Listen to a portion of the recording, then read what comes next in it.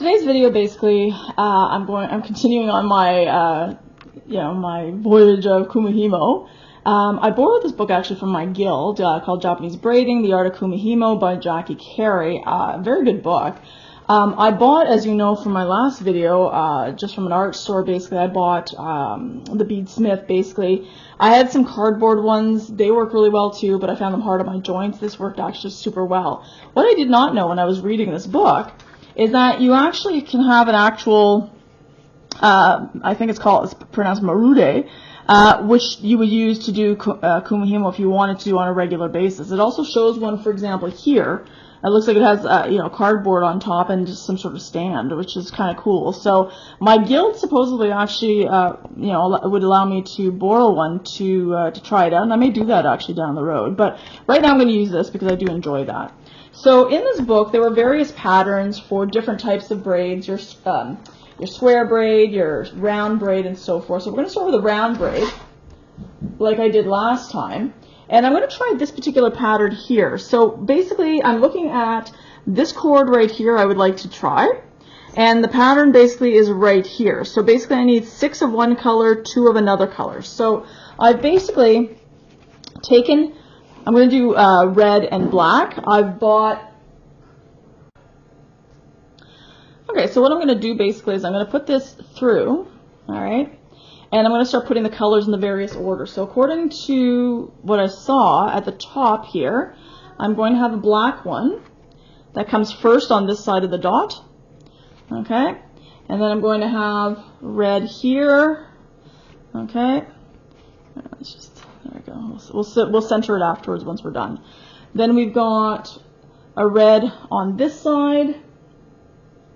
Now what I am noticing is that this is a rat tail cord. It's 1 millimeter thick. To me, it looks more than 1 millimeter thick, but okay, it's 1 millimeter thick according to what I bought. And it is harder actually to put in between the foam. I think this was made much better for embroidery thread, but we'll see what goes on there. Okay. Then at the bottom here on the right hand side, we're going to have black. On the other side is going to be red, and then on this side there's going to be 2 reds. Okay. Now I need to center this properly, otherwise it's going to be problematic. So let's move this over a bit. There. Right. Let's move that over a little bit. No, it's good here. So if I do that,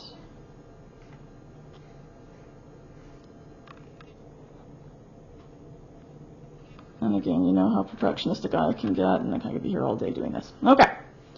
So same thing as before. Okay. I'm going to go and I'm going to use my bobbins. Okay. I'm going to put these into all of my bobbins. All right. And so just to give you a quick reminder, put it on the bobbin here. Okay. I'm going to wrap it around. All right. I don't want it too long. I did find with the last one, if I undid a whole bunch of it, it ended up tangling a lot more than if they were a bit shorter, but you don't want them too short.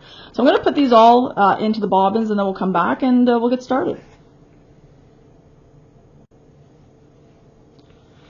Okay, so all the bobbins are on there basically, and so if you recall, okay, it was left, down, up, right. So you're always switching, okay, on one side. So left, and left stays on the left, right stays on the right. So left, down, up, right,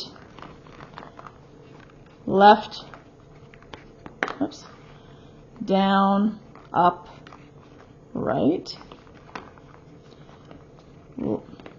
left, down, up, right, left, down, up, right. And so I'm going to keep doing this. Obviously, you're not going to see anything immediately, but as I keep doing this, I'll come back and I will show you what the braid starts to look like, and hopefully it looks like the pattern I was hoping for. Okay? All right. So, finished the Kumihimo braid. I am very happy with it. It looks beautiful. It is shiny. It's got a nice pattern to it. So I am quite happy. I think, however, I probably should have made it a little bit longer. And for some reason, these ones are not like this, about the same length. And these guys are about the same length, but for whatever reason, they're not all the same length because I could have gone a little bit further. So I'm hoping, I'm going to do the bracelet part of it right now, and I'm hoping that it's going to be big enough for my wrist. So we'll see what happens there. So I went to my local bead store, and of course, having no clue, about beading or jewelry making or anything like that, I said to them I wanted some end clasps. So they ended up giving me, let's see if we can show you here. Okay. So, let's see there. I'm going to show, I really need to get a better camera with autofocus. Anyway, so you've got the end clasp, so the inside obviously is hollow, okay? This little top part here actually, and it's going to be extremely difficult. I don't think that you're going to be able to see that. I don't know if you can, and of course it's not wanting to focus. So let's see here. Yeah, now it wants to focus. So basically there's a little hole in there, okay? I had asked about something that would just, clamp on directly, and it would, kind of clasp together. They had suggested, and I'm gonna take this suggestion because I don't know anything about jewelry. They had suggested these little, what are these? I guess split rings. Okay, so these are 6mm split rings. These are like miniature kind of lobster clasps. Okay, that I ended up getting here. Okay, so again, hopefully you can see them. Might have to take pictures of them. They're not great. Okay, but basically I'm thinking that it might make more sense to add this before I actually start trying to glue stuff. And of course, it had to happen that my nail had to break. So, guys, if you're making jewelry and stuff like that, I don't know how you do it without with really short nails. But we shall see what the kind of fun that I'm going to have with this. I had asked about buying different kind of pliers and things like that, and so I think because I knew I didn't do jewelry, just to do an easy way that use the least amount of equipment. If I like it, then I could invest in more equipment, that kind of thing. So I don't mind that. That's, a good bead store, right? They're not selling me a ton of stuff that I don't necessarily need or may not necessarily want, right? So you kind of just add to your selection as you go along, okay? So I am going to try and put this on and have fun trying to put this on, okay? And with short nails, yeah, this is not, okay, well, let's see how long it's, if anybody has any tricks on this would be great. I hate key rings, and they're big enough, so let's see what we got here. I am not sure how this will work. Okay, I'm going to turn off the camera because we could be here all day trying to watch me do this here, and with my eyes, they are a little bit small here, so I might go get my magnifying glass to be able to see what I need to do, but I'm going to try and attach the little split ring onto the little hole of the lobster clasp there, okay, and then attach it to one of these sides here, because I'm guessing that's, now how does it have to work?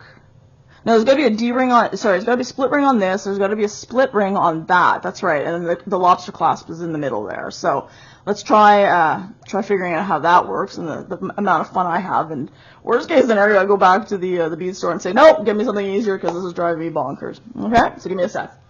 I ended up actually trying to open these split rings with my nails to no avail, and I was tearing my hair out. So I went back to the bead store to try and get the kind of rings that you kind of just open and then close. And they said there's actually a tool to use for split rings.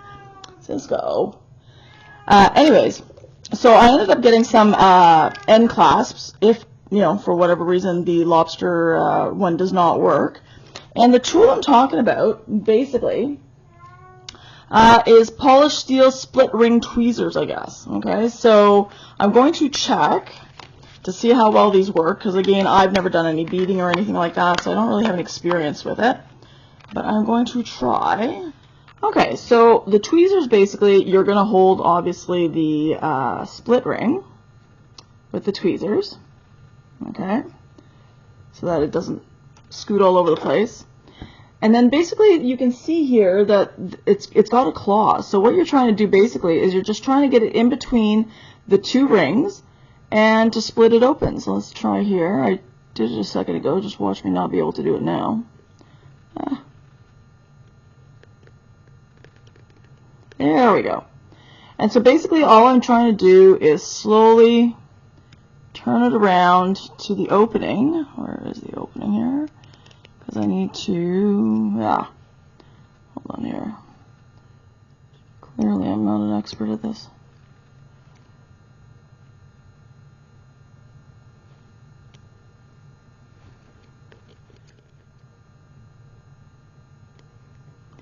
There we go.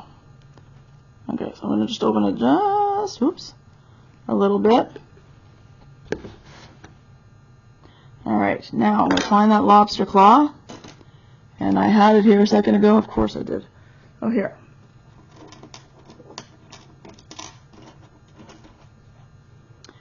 And I'm trying to put the end on.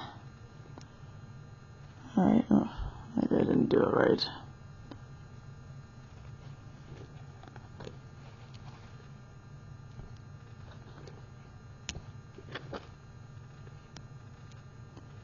Go.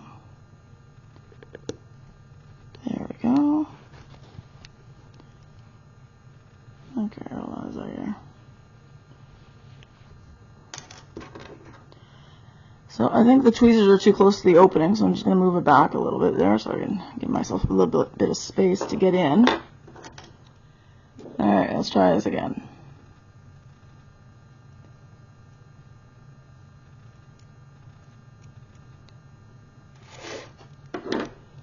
Alright. Okay, Cisco, this is not conducive. Alright. So I'm going to try and put this onto the end. Ooh, actually, I need to move this over a little bit.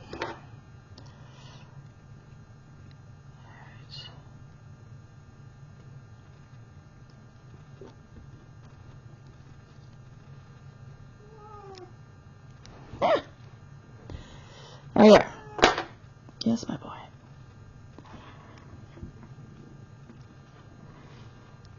Alright, let's see if we can get this in here into the hole.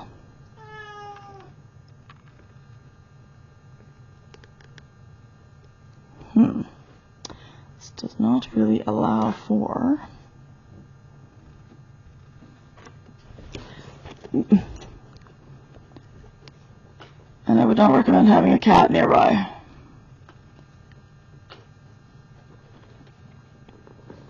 Yes, I love you too, my boy.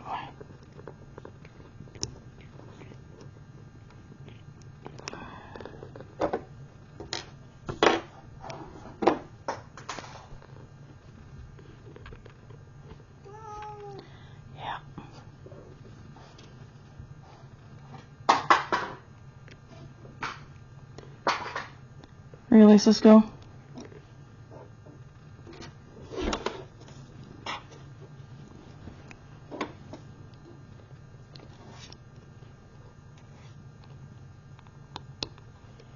Oh, we may have it. Do we have it? No, no, no. What are you doing? Don't do that. Alright. Do we have it? Please tell me we have it. No, we don't have it. Okay, as I can get. Let's try it again. Oh. Okay, so after trying to figure this out for quite some time and giving up, basically, I ended up going back to the let's see here, right there. I ended up going back to the bead store. I hate split rings, and I was having such a hard time with it, even using the actual tweezer set that I had bought and so forth. Clearly, jewelry is not in my immediate future. They were kind enough actually to put the split rings on for me, and with the lobster claw there. But again, I love Kumihimo, so I'm gonna have to figure out some other way other than maybe making bracelets for myself. In terms of doing that, there are jump rings that I could have used. They just happen to be out of stock at the actual store there. But the jump rings would have been much easier to use, because in the case of the jump rings, you have the ring, and then you've got pliers, and you kind of just push them aside so that there's an opening, put whatever it is you need, and then take the pliers and put them back, right? But the problem with the jump ring is that it's not as strong, because the jump rings could open up, and then you could lose your clasps or something like that. So the split rings are definitely the better the better option. Again, you know, if I wanted to continue doing this, I'd probably end up taking maybe a jewelry making class to actually understand better how to do them in an easier fashion, because clearly I'm not doing it well. So what I want to do right now is I want to take this basically off the loom there, I guess you could say, and I want to be able to glue it in. So now the glue that I was recommended to get was the E6000. I got a really small tube of it because again, I wasn't sure if I would need more of it as time goes on. They do come in large, at least at the bead store that I go to. They do definitely come in larger tubes should you need it. Okay, so the research that I had done basically was to take some Scotch tape, okay, and then basically tape it, all right, around. So I'm going to do this, okay, I'm going to tape it around the knot, not because I need it to be around the knot, I'm going to be cutting it, okay, but it's just to keep the threads, okay, together so that I can actually glue it into the actual thing. So I'm going to cut it, okay, right here. There we go. Okay. All right. So I want to verify that it's going to actually fit, which it will. Okay, it looks like it might be even a little bit loose. We'll have to see in terms of that. And I'm going to put my glue. Now the thing is that I do not want, obviously, the tape, to be showing past it. And in this case here, it is possible it is showing a little bit past. Okay, so again, keep that in mind. All right, not all of it's showing past, but there is some that is definitely showing past. So I'm going to want to remove some of this tape here. Okay, and put it maybe a little bit higher. Okay. All right, so what I'm going to do is I want to use, all right, put some of the glue in there. All right, oh, I got to open it up. Give me a sec here. There we go. All right. So I'd like to put a little bit on the end here. Oh, it seems to be leaking by itself. All right. Put a little bit around. It's not quite as liquidy as I thought it would be. Okay. Now, I had been told that, let's look here, I'm going to see if I can go in here because I don't want to, there we go.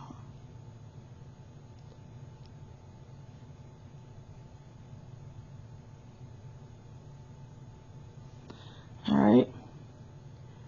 And I'm going to take a toothpick, which of course I did not bring. Give me 1 second here.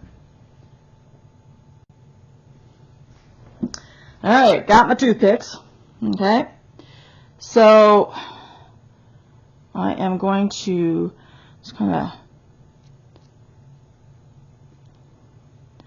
get it on the inside there. I think I need a little bit more. I don't want it to overflow, because then of course that just adds a whole bunch of other issues. Now I've been told that this kind of glue is not, like crazy glue. I didn't have to worry about gluing my fingers or anything like that together. Not that I want to test out that theory. And then basically I'm going to put it in. Go. There we go. Okay. Okay. So that's one end done there. And again, I want to leave it overnight before I do anything more to it. On the other side here, okay, hopefully moving this stuff around is not going to cause issues. All right, I'm going to undo these here. All right.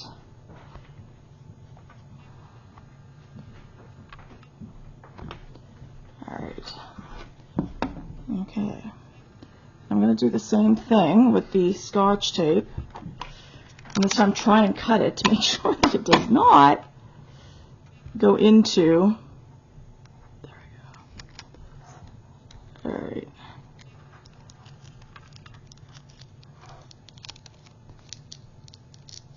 Alright. There we go. Okay. So I'm going to cut. Now I want to see here, how much do I need to cut really to make sure. So we're looking at probably about there that I want to cut.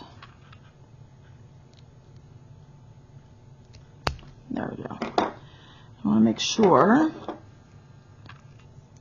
Yeah, so I'm not going to see the end here. Okay? So what I'm going to do is I'm going to do the exact same thing on this side here. I think what I'm going to do though this time is instead of putting the glue into the actual, there we go, here, into the actual knob inside, I think I'm going to put some in here instead, and then just kind of put it inside and kind of put it around so that it sticks. Okay? Alright, let's try some more here.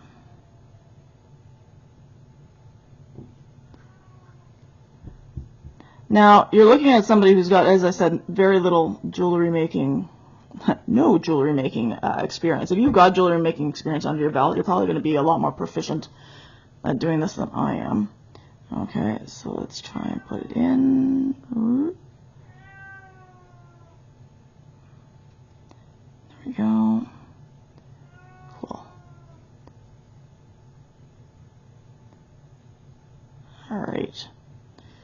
Okay, well, again, I'm going to leave that overnight, come back and check it out, and again, okay, put it on. It's probably not going to fit on my wrist, but I wasn't making it specifically to be able to fit necessarily on my wrist. I just wanted to check it out. Probably for a child's wrist, it would probably work quite nicely there. But again, in future, I'm going to have to obviously account for the fact that I'm going to be cutting off a little bit on each end if I'm putting it inside of an actual end clasp there. Okay?